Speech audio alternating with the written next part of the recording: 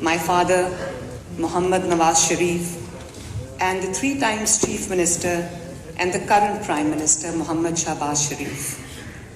Their remarkable achievements in economic development, infrastructure, health, and education are my inspiration and my guiding lights. Ladies and gentlemen, my challenges as the first woman Chief Minister and the first woman Chief Executive of Punjab was not only to upgrade and uplift the physical infrastructure of the educational institutions of Punjab, but to also address the stagnation in the approach to education in order to match the rapidly evolving educational and technological landscapes, global landscapes. Worthy friends of education, I'm very happy to share that Punjab has launched one of the most ambitious school education reform program in our history.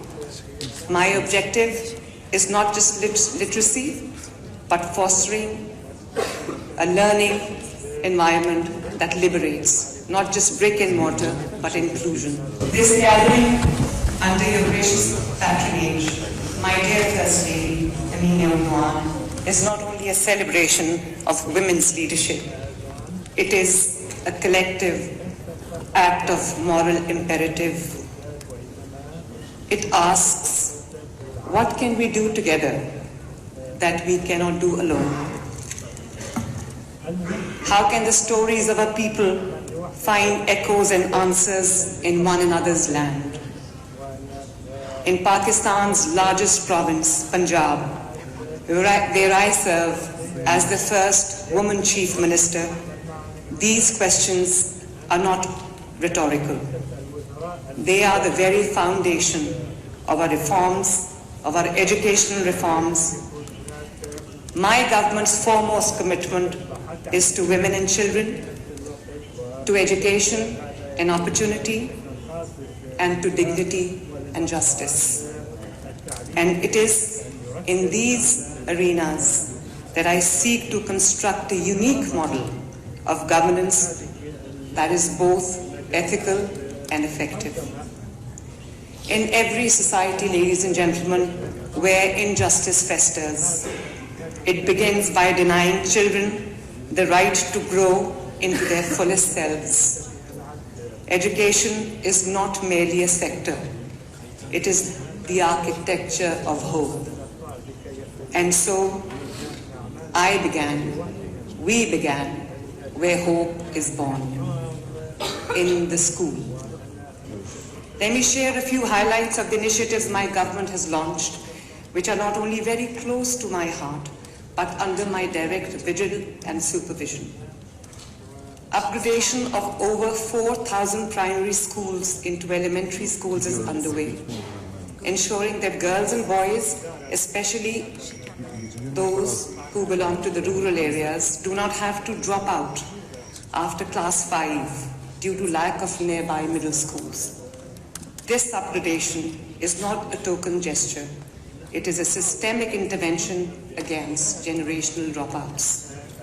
Digital learning rooms are being established in over 6,000 schools across Punjab, integrating technology with pedagogy, and in remote villages where chalk and duster were once the only tools, children now explore science, art, technology, mathematics through screens that connect them to the globe. Through rehabilitation of non-functional schools, we are reviving hundreds of those schools, converting them from symbols of state failure into sanctuaries of learning, into seats of learning excellencies. I come to you not only as the Chief Minister of Punjab, but also an ambassador of education. And when it comes to girls' education excellencies in particular, I am here as a mother to every girl child in Punjab. My personal mission is to ensure that no child is left behind due to poverty, geography, gender, or social restrictions. An extensive school nutrition program has been launched in underserved districts to combat malnutrition among students, especially girls, who face a disproportionate burden of undernourishment. It is both emotional and heartening for me to see children excitedly relishing packs of milk every morning.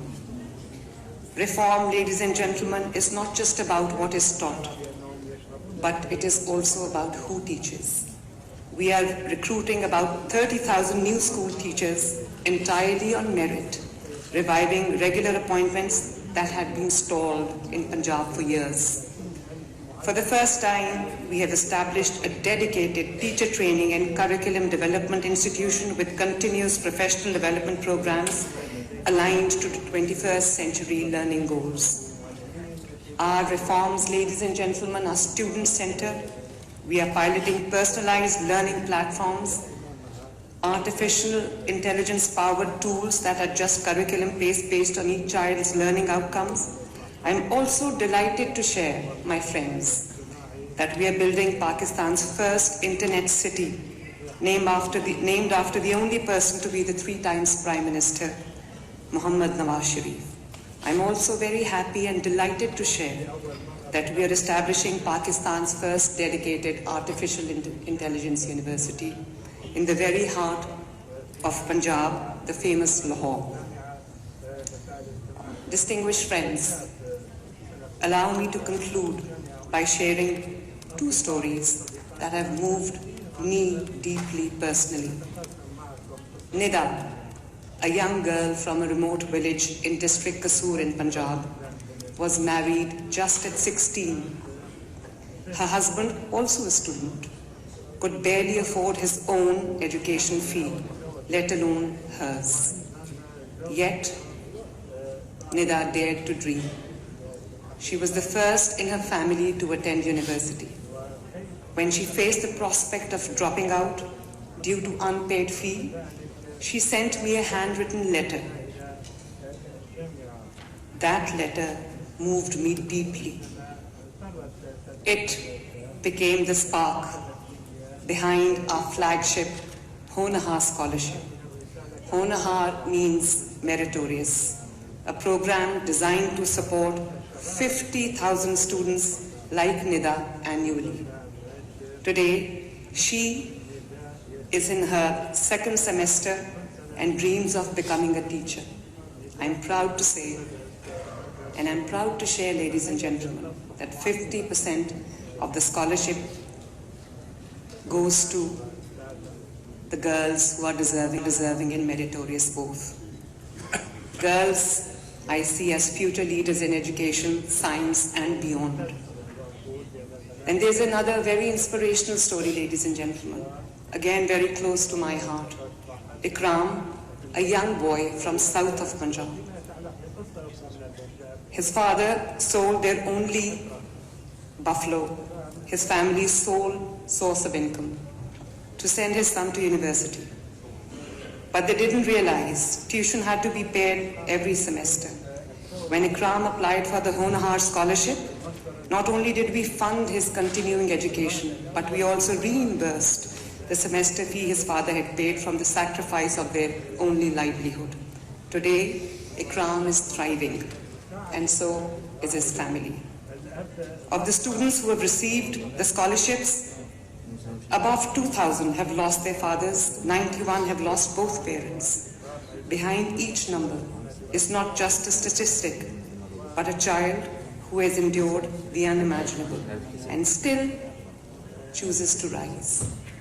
They walk into classrooms carrying grief, but also carrying dreams. They remind us that in a fragmented world marked by loss, education holds the transformative power to heal, uplift, renew, and build a brighter future. As we all know, ladies and gentlemen, education is the biggest social equalizer. My dear friends, while I speak from a provincial vantage, our challenges and triumphs are not contained by borders.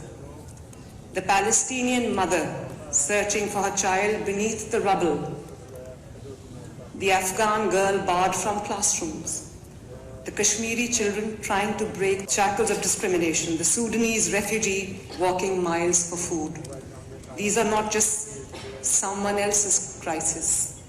They are the crisis of conscience for the entire humanity. And here, ladies and gentlemen, Turkey has shown the way through relentless compassion, through diplomatic dignity, and through the leadership of Excellency Emine Erdogan, who reminds us that elegance and empathy belong together.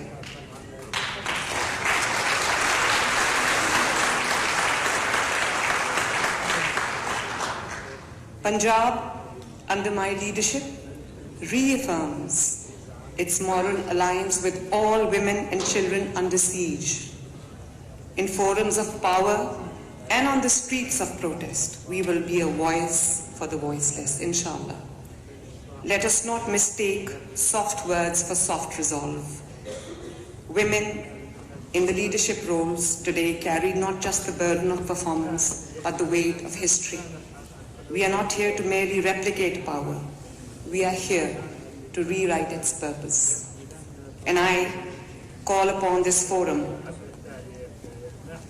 let us create a global compact for girls' education, a coordinated South-South initiative backed by national commitments where we exchange policy, pedagogy, and pathways for ensuring that every girl from Marrakesh to Multan, from Dakar to Diyarbakir, from Delhi to Dhaka, enters school, stays in school, and thrives in school.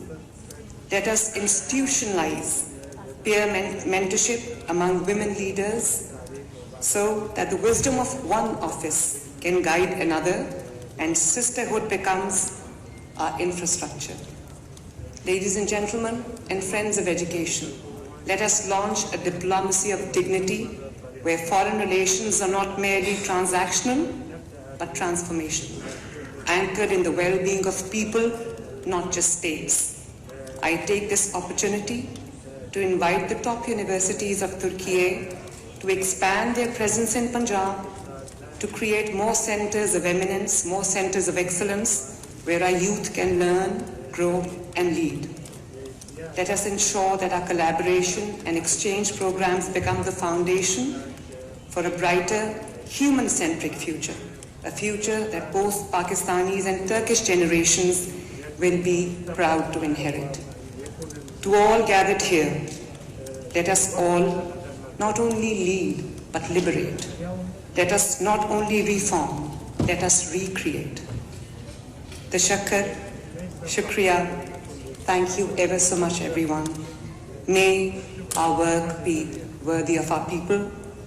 Long live Pak Turkey friendship. Thank you very much, ladies and gentlemen.